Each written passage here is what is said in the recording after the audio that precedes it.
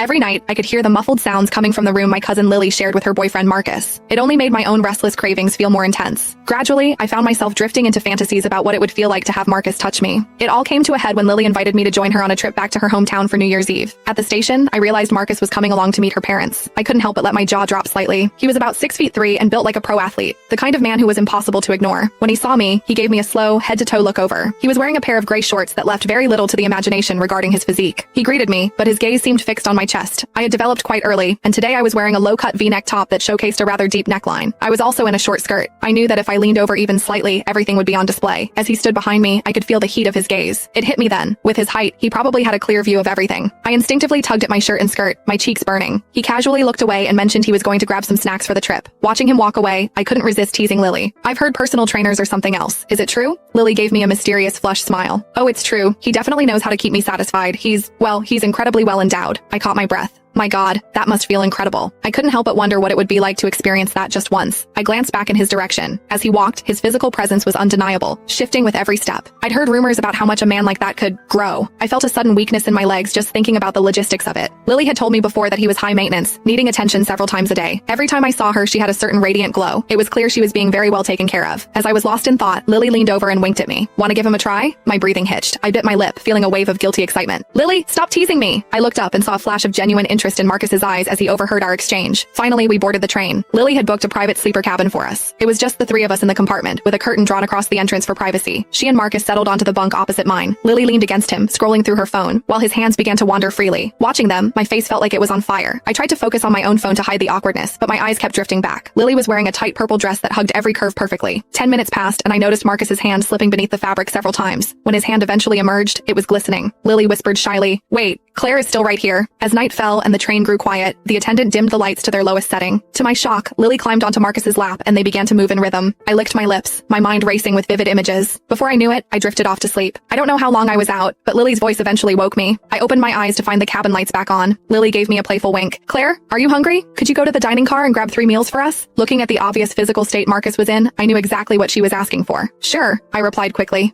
As I stepped out, I heard Lily's soft whispers behind me. To give them plenty of time, I deliberately stayed in the dining car and finished my own meal before heading back. But